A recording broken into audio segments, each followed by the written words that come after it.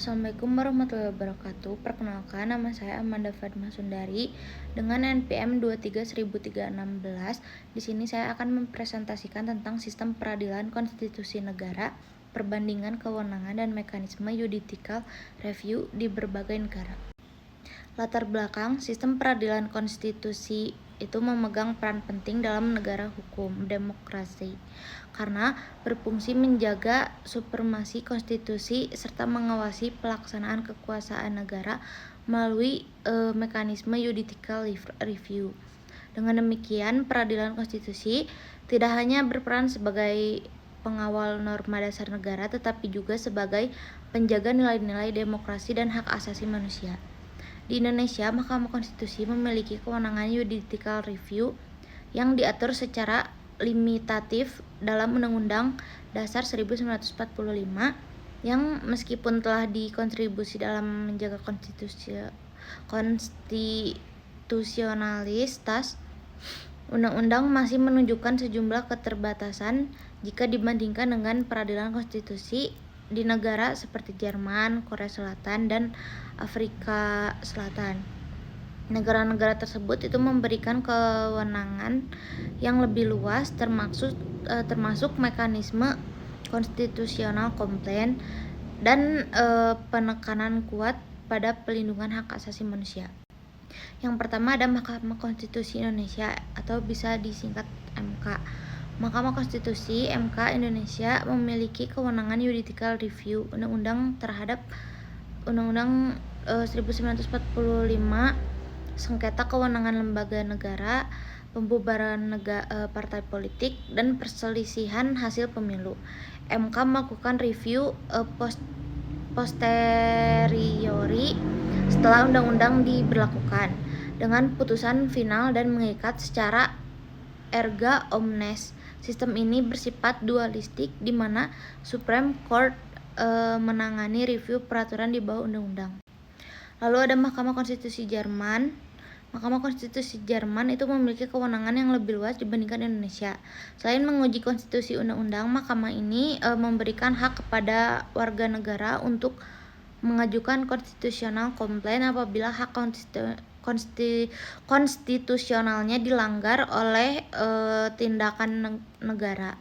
Poin pentingnya, Mahkamah Konstitusi Jerman berperan sangat kuat dalam perlindungan hak asasi manusia dan pengawasan terhadap seluruh cabang kekuasaan negara.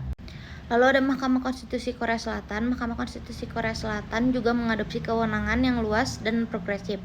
Mahkamah ini berwenang melakukan judicial review, menangani konstitusional komplain, memutus impeachment pejabat tinggi negara, membubarkan partai politik, serta menyelesaikan sengketa kewenangan antar lembaga negara. Poin pentingnya, Mahkamah Konstitusi Korea Selatan berfungsi sebagai penjaga demokrasi yang aktif dan efektif. Lalu ada Mahkamah Konstitusi Afrika Selatan. Mahkamah Konstitusi Afrika Selatan menempatkan perlindungan hak asasi manusia sebagai fokus utama kewenangannya. Selain menguji undang-undang dan tindakan pemerintah terhadap konstitusi, mahkamah ini berwenang menyelesaikan sengketa konstitusional antara organ negara serta memastikan perubahan konstitusional berjalan dengan prinsip konstitusional. Poin pentingnya, Mahkamah Konstitusi Afrika Selatan berperan sentral dalam mewujudkan keadilan substansif pasca apartheid. Lalu selanjutnya ada bagaimana meningkatkan independensi dan akuntabilitas Mahkamah Konstitusi. Independensi dan akuntabilitas Mahkamah Konstitusi Indonesia dapat ditingkatkan melalui seleksi hakim transparan, pengawasan etik ketat, serta transparansi persidangan. Ada seleksi hakim, gunakan merit system independen, libatkan KY, serta batasi politik. Transparansi, publikasi real time, putusan dan laporan audit, dan pengawasan, perkuat MK untuk sanksi etik, anggaran mandiri. Lalu kesimpulannya, dapat disimpulkan bahwa Mahkamah Konstitusi Indonesia memiliki peran yang sangat penting sebagai penjaga konstitusi, namun kewenangannya masih relatif terbatas. Sistem judicial review di Indonesia telah berfungsi sebagai instrumen pengawas terhadap pembentuk undang-undang dan menjaga supremasi konstitusi, tetapi belum sepenuhnya optimal dalam melindungi hak konstitusional warga negara karena tidak adanya mekanisme konstitusional komplain.